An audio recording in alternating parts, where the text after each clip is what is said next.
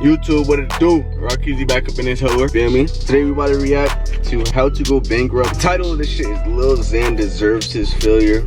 You feel me? I'll never wish failure on another man, nigga. That's the Matrix. Everybody fighting for the same spot, you feel me? That's the Matrix. That's why niggas want Lil Xan and them niggas to fail so bad, you feel me? But hey, I know this is gonna be teachable, you feel me? This is gonna be a teachable moment. We all know Lil Xan ass. The reality is hit Lil Xan now, you feel me? The money probably not coming in the same way. Stav's trying to get 30 grand out of him to finish up the balance. Subscribe to the fucking channel, pussy ass nigga. 30 grand for it. If you subscribed already, you ain't no pussy ass nigga though. Who knows how much money at one That's point? a reality. I will cut my arm off if Lil Xan has $30,000. What? It was just 3.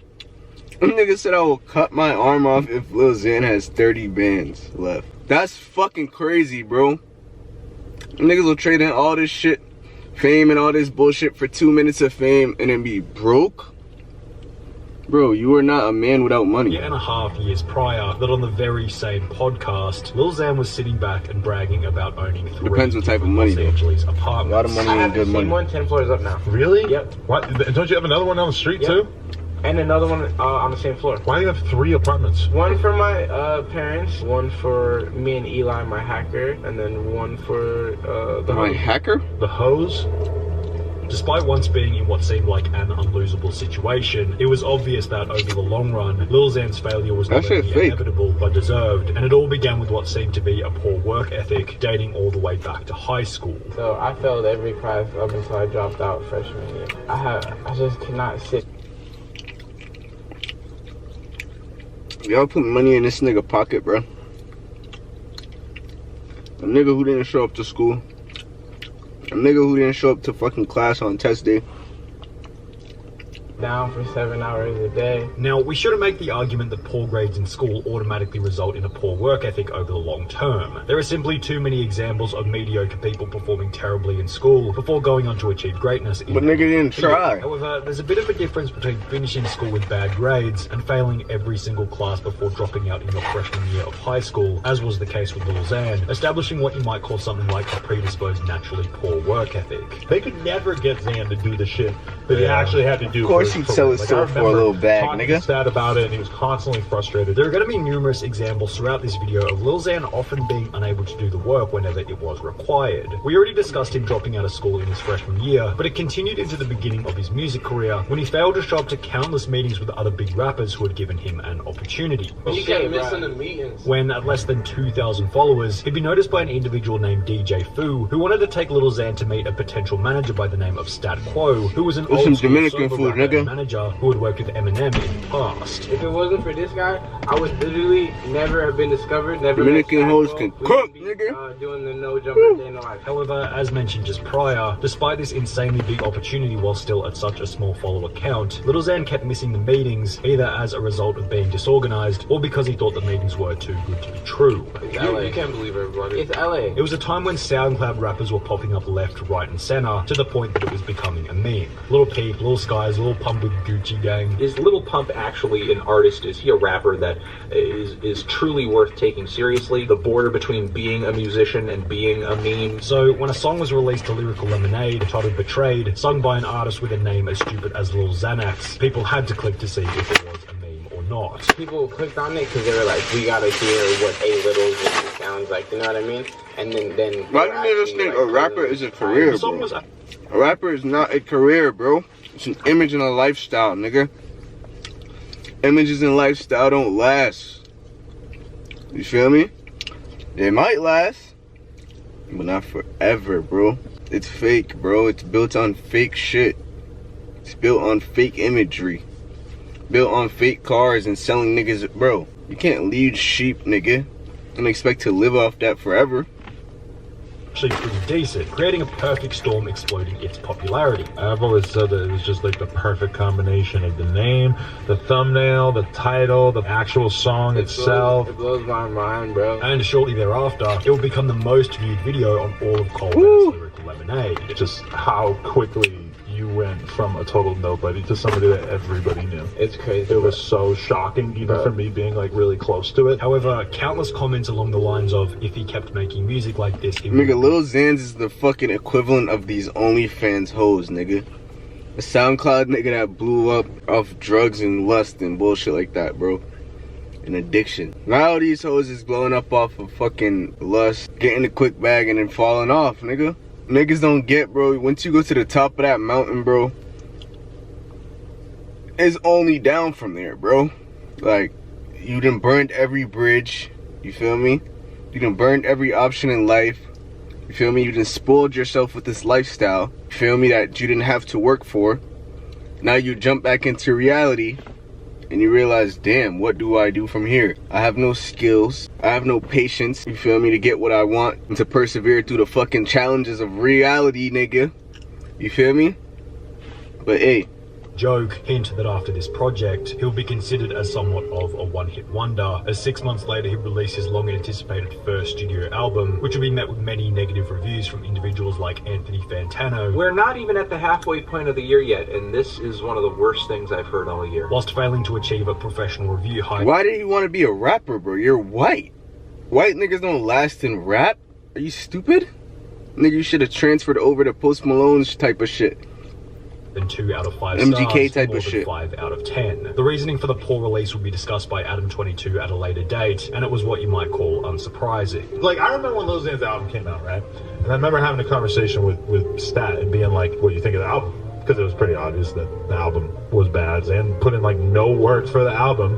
And I remember having that conversation with him. And if it was up to Stat, Xan would have been sitting in the studio recording every night, and instead he was just doing drugs and having random ass girls come over every night. The other issue might have been that after the insane success of his single Betrayed, Lil Xan might have been lured into a false sense of security about his future and talent as an artist. He might have felt as though he could now relax a little bit and take his foot off the gas, resulting in one nigga was eating fruits without no labor, followed by 15 other mediocre songs. Now you owe them shits back, nigga. Now you owe that shit back, nigga. It could certainly have been the same story with Lil Xan. Everybody's like, it's downhill from here. The analogy was, if you pedal up the hill, you can coast afterwards. Right? You just stop working. You have to keep working. What they don't tell you is that you coast, totally fine.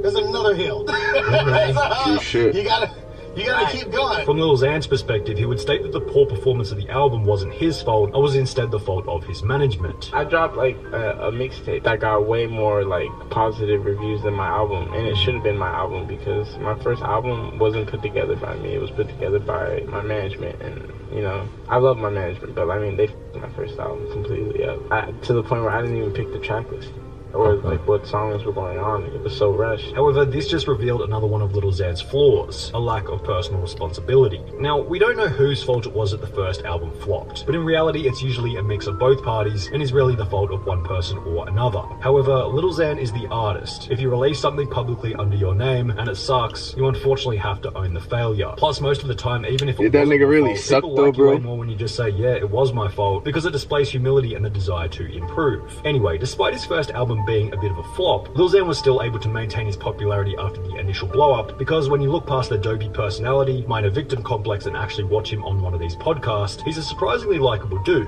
He's not an arrogant douchebag like, for example, Lil Pump, and generally speaking, he's honest and transparent about the good and bad in his life. We talk about anything, like, exactly. If you ask me anything, I'll be like, yeah. Like, his stupid stories about having multiple threesomes in the space of a week make him entertaining to watch and listen to, making him somewhat of a celebrity as opposed to a rapper. All the interviews with Lil Xan always, like, they get as much as damn near some of my music videos. You know what I mean? Right now, at this moment in my career, I'm more of a celebrity than a rapper. You feel me? Because I can't leave the crib without 10 kids coming up to me right as I leave the door. However, by the same token, the amount of stories that he has, which are to some extent based on poor life decisions, openly displays his lifestyle filled with a never-ending cycle of short-term pleasure. And this is the problem with so many of these SoundCloud rappers. The branding by default is the glorification of drugs, bringing hoes over to the crib every night, taking out loans to buy cars, Gucci, Louis Vuitton, expensive jewelry. They become so famous and successful while living this kind of life that they actually think that they're on the right path, when in reality, real long-term sustainable success is in part determined. What do you want to be when you're 30, bro?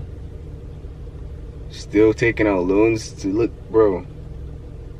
by your ability to avoid these temptations. The other problem with living this kind of lifestyle is that it's usually accompanied by a multitude of poor financial decisions. In the beginning, Lil Xan seemed convinced that this wasn't who he was. Do you go crazy hard with expensive clothes and jewelry and ridiculous bullshit, or do you hold on to it? What's going on in your lives right now? I'm not into the whole... I'm into grills and like MCM, like I have like a chain, but like it's not like so expensive. It's expensive, not expensive. I'm not into the whole jewelry. However, only 6 months later, in a video posted to YouTube once again by No Jumper, this seemed to have changed, as Lil Xan's out-of-control spending habits and lack of respect for valuable items was put on full display. He'd start by mentioning that he would take any sponsorships as he was low on cash at the time. Money Bag Cream Soda, you want to sponsor me? Do it. We'll take any endorsements. I'm broke. However, he'd then go on to talk about and reenact himself smashing his TV. I got so mad, I literally walked up in this the other day. I took this skateboard and I was like...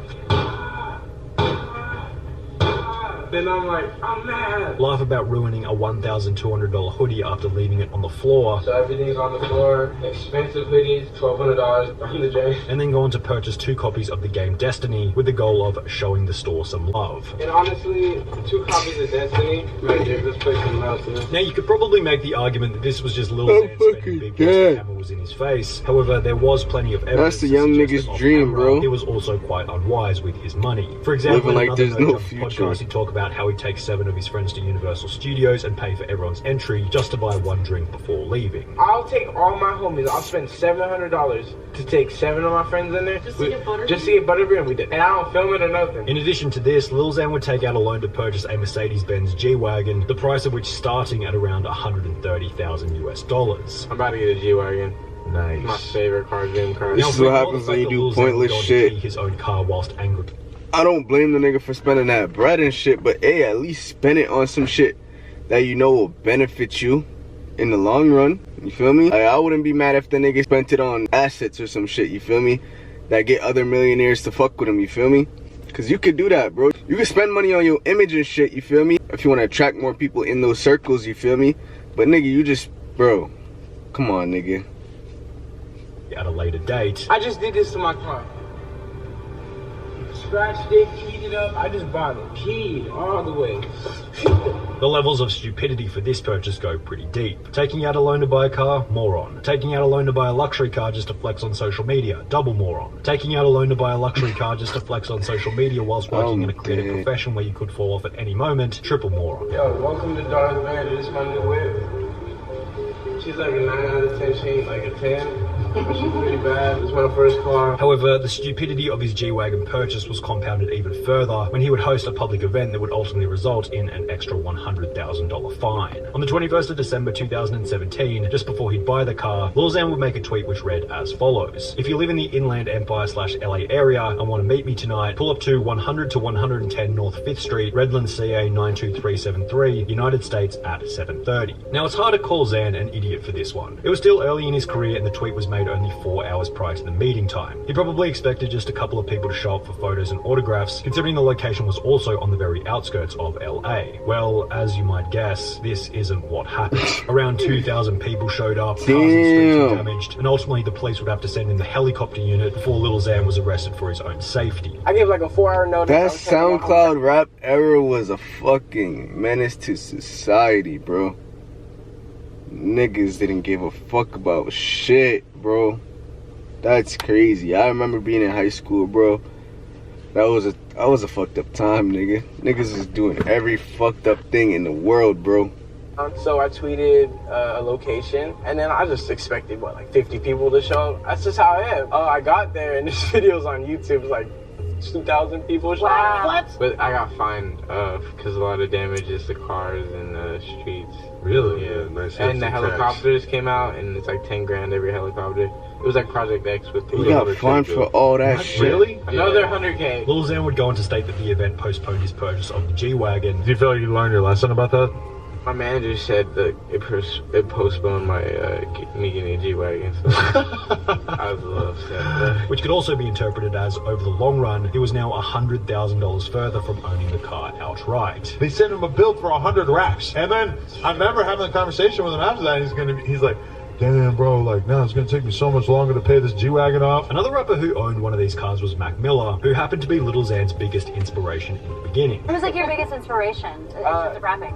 Mac Miller, yeah. Mac Miller, he's sick, right? Yeah, like, he's like a big inspiration. Like, However, when Mac would unfortunately die only 9 months later, this also seemed to have an effect on Lil Xan's desire to make music. I'd be like legit crying like in my crib, like, this ain't true, bro. Like, Mac did not overdose. Mac's still alive. Mac's still here. I just saw Mac 2 weeks ago. When your hero dies, I don't want to make music no more. Like, he was like the reason I made music. In this same interview, Lil Xan would also talk extensively about his desire to quit music and simply become a public figure. So that's why I'm not doing music. Like, after I finished my contract with Columbia, I didn't know what I was signing up for. I'm more of a celebrity than a rapper at this point, so that's why I'm quitting rapping. And at the end of the day, if he's not enjoying music, the tracks that he does put out won't have the required level of effort in order to compete with other artists who are giving it their all. Lil Xan's attempt to leave music and rather become a celebrity/public figure didn't really work either. After an explosive year on Instagram in 2018, his growth would slow dramatically and has been in continual decline for the last 25 months, leading to an Instagram livestream in December 2021, in which Lil Xan would show that all of his poor decisions from the past were clearly coming back to haunt him. The industry just doesn't care. They just want you to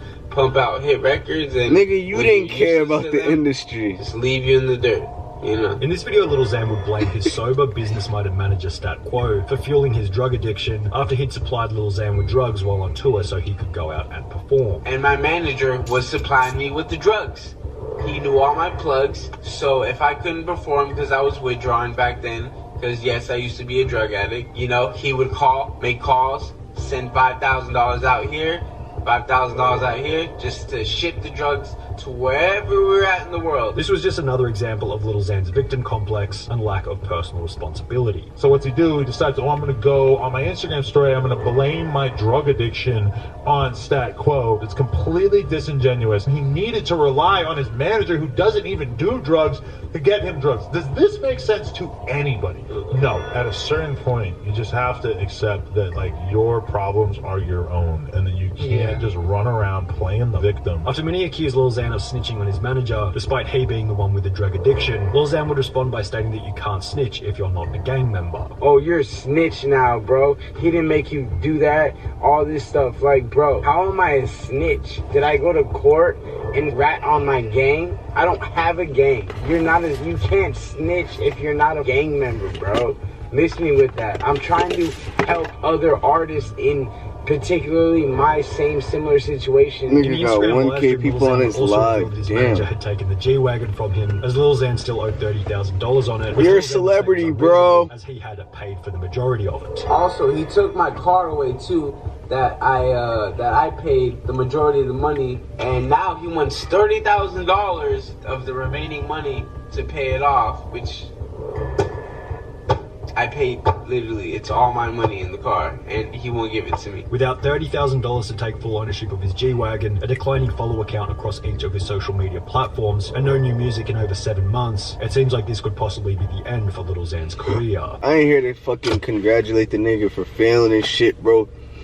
You feel me? This is just a lesson of life, nigga. Not just a lesson for music, not a lesson, bro. This is a life lesson, my nigga. Nigga, life is a marathon, not a fucking sprint. And be humble, my nigga. And always just, bro, can't run around burning bridges and shit, bro. Respect every fucking part of the journey, bro. You have to respect every part of the journey, nigga. When you're on your ass and you got the motherfucking McLaren, nigga, don't kick the bitch and treat it like shit. Just, bro, you're saying fuck all your blessings, nigga. You literally are, bro. You feel me? But hey, this is the price of fame. This is the price of fucking instant gratification, my nigga. But hey, nigga, we out this bitch, nigga. Raw Ceezy. Bow! Set of friends that you get, you only get one time. And the chance that you take, you only get one time. And the day was round, you only get one life. Only you and your friends one time. One's car, we got one ride. One chance, we got one child. And the chance that you take, do it for your bloodline.